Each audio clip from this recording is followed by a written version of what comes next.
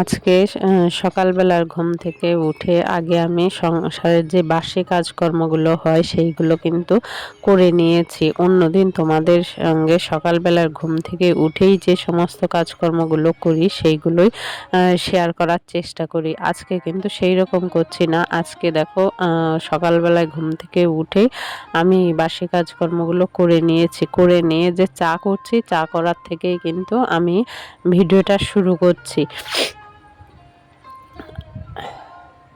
আর চা খেয়েই তারপরে কিন্তু আমি আমার সংসারের যে সমস্ত কাজকর্মগুলো আজকে তোমাদের সঙ্গে শেয়ার করব সেইগুলো করব। তা দেখো চা খেয়ে তারপরে আমি এদিকে কিন্তু রান্নাটা বসিয়ে দিয়েছি, কারণ আজকে সোনার স্কুল খুলে গেছে, সেই জন্যে যদি এখনই রান্নাটা বসিয়ে না দেই তারপরে দেখা যাচ্ছে যে ও যেহেতু স্কুলে যাবে, রান্না দেরি হয়ে গেলে ওরও দেরি হয়ে যাবে, সেই জন্যে রান্নাটা বসিয়ে দিয়েছি। বসিয়ে দিয়ে তারপরে আমি তোমাদের সঙ্গে আর যে অন্যান্য কাজকর্মগুলো করব সেইগুলো শেয়ার করব।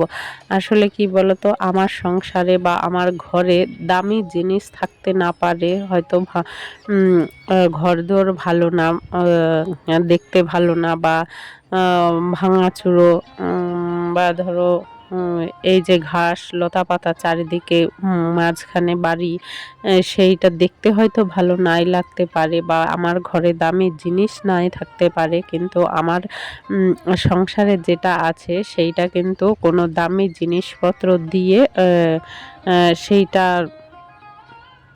কি বলবো, সেইটা কিন্তু অনুভব করা যায় না। আমার সংসারে দামি জিনিস না থাকলেও কিন্তু শান্তির কিন্তু সুখ শান্তির কিন্তু অভাব নেই। তা দেখো চলো আমি আমার কাজগুলো করি। আর এইদিকে দেখো আমি কিন্তু আগে জামা কাপড়গুলো ভাঁজ করে নিচ্ছি। আসলে কালকে একটু বেরিয়েছিলাম, তোমাদের বলেছিলাম যে কালকে সোনার হচ্ছে গানের পরীক্ষা ছিল, সেই পরীক্ষা দিতে নিয়ে গেছিলাম, সেই জন্য এই জামা কাপড়গুলো পরে যেহেতু যাওয়া হয়েছিল। আর এই কদিন ধরে যে পরিমাণে গরম পড়ছে, মানুষ নাজেহাল অবস্থা, রোদেও মাথা খারাপ হয়ে যাচ্ছে। তো সেই জামা কাপড়গুলো একটু কেচে দিয়েছিলাম। সেইগুলো না কেচে তো তুলে রাখা যায় না, যেহেতু ঘেমে ভিজে গেছে পুরো।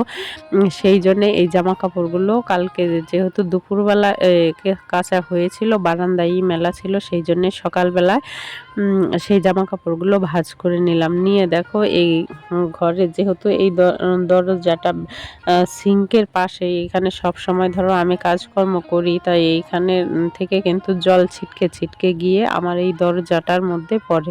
তা ভাবলাম যে এই দরজাটা একটু পরিষ্কার করে দিই। আসলে সাবান দিয়ে যখন বাসন মাজি সেইগুলো হয়তো ছিটকে পড়ে যায়, যদি না পড়ে তাহলে দরজার উপরে যে সাদা সাদা ছোপ ছোপ পড়েছে সেইগুলো হয়তো পড়তো না।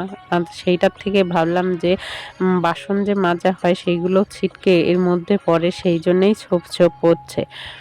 তা যাই হোক, অনেক কথা বলা হয়ে যাচ্ছে। তা চলো তার আগে আমার পরিচয়টা তোমাদের দিয়ে দেই। আমার পরিচয়ই যদি না দেই তাহলে তোমরা আমাকে চিনবে কি করে।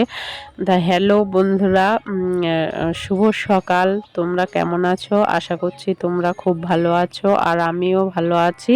আর তোমরা যে যেখান থেকে আমার ভিডিওটা দেখছো তাদের অসংখ্য ধন্যবাদ আর ভালোবাসা জানিয়েই কিন্তু আজকের ভিডিওটা শুরু করছি। আর উত্তর 24 পরগনা জেলার ছোট্ট একটা গ্রাম থেকে আমি প্রীতি আবারও চলে আসলাম তোমাদের সামনে নতুন আরও একটি ব্লগ নিয়ে।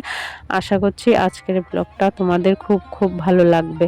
তা চলো দেখতে থাকো। আর এইদিকে দেখো আমি কিন্তু এই যে রান্নাঘরের যে মশলা, তারপরে চিনি বিস্কুটের যে সমস্ত কৌটোগুলো আছে সব সময় ধরো আমরা ব্যবহার করি, সেই কৌটো কাটাগুলো একটু মুছে পরিষ্কার করে নিচ্ছি।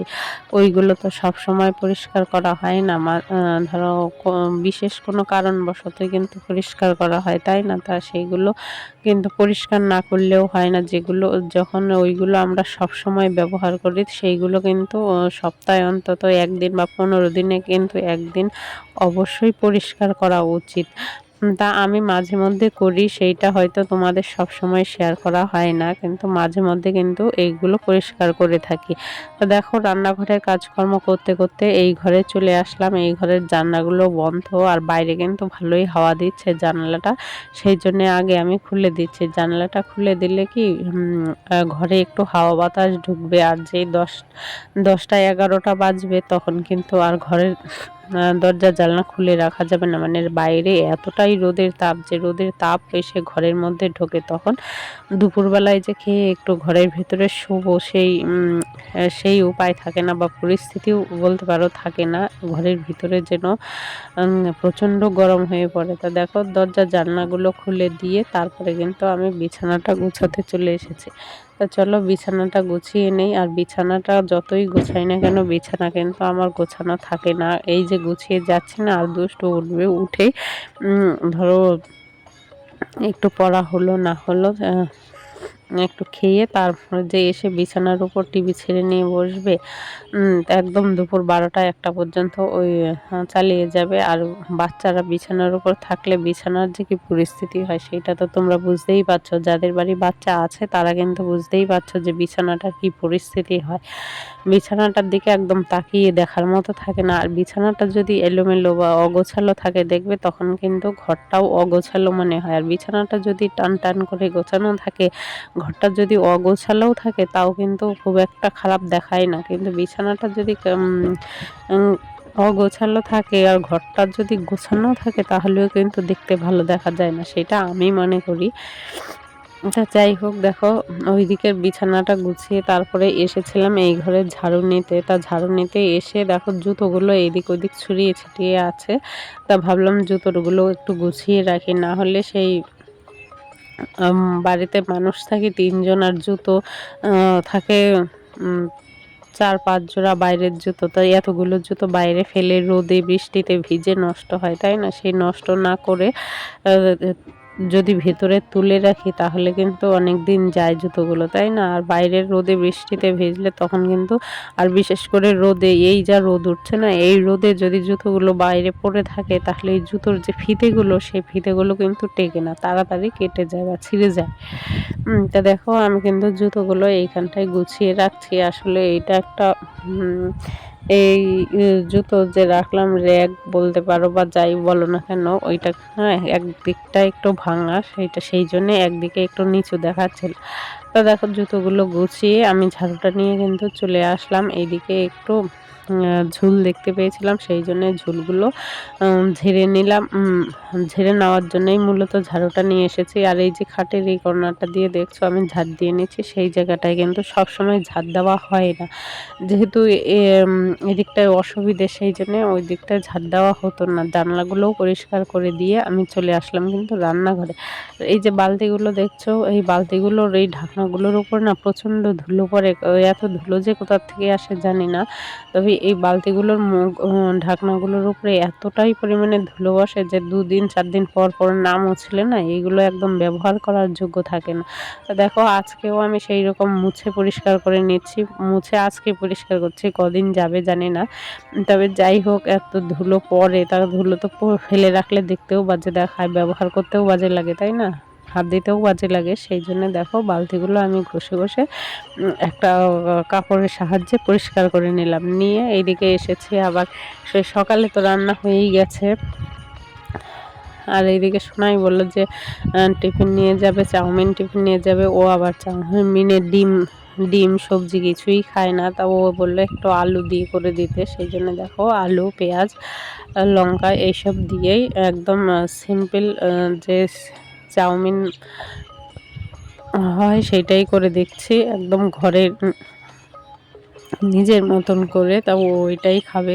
তাছাড়া যে ডিম দিয়ে আর অন্যান্য বাদাম দিয়ে চাউমিন করে দেবো তাহলেও খাবে না, সেই জন্য ওর মতন করে করে দিলাম। আর এইদিকে দেখো আমি কিন্তু সেই আর একটা তরকারি বাকি ছিল, সেই তরকারিটার জন্য এই মাছ নুন হলুদ দিয়ে রেখেছি, আর ঝিঙে আলু দিয়ে মাছের ঝোল করব, সেটা দেখো কেটে রেখেছি।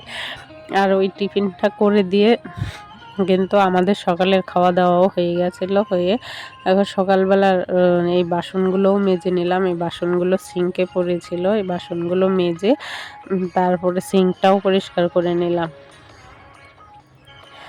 যাই হোক, নিয়ে তারপরে দুপুরবেলার জন্য সেই তরকারিটা রান্না করে দেখো চলে আসলাম গ্যাসটা মুছতে। তো চলো গ্যাসটা মুছে নেই। তবে আরেকটা কথা বন্ধুরা, তোমরা যারা আমার ভিডিও দেখো, আমার ভিডিওটা যদি একটুকু ভালো লাগে তাহলে কিন্তু অবশ্যই লাইক করো, কমেন্ট করো আর শেয়ার করো। আর যদি তোমরা কেউ চাও যে আমার এই ছোট্ট পরিবারের নতুন সদস্য হয়ে থাকতে, তাহলে অবশ্যই আমার চ্যানেলটাকে সাবস্ক্রাইব করে একজন মিষ্টি সদস্য হয়ে আমার পরিবারে থেকে যেও।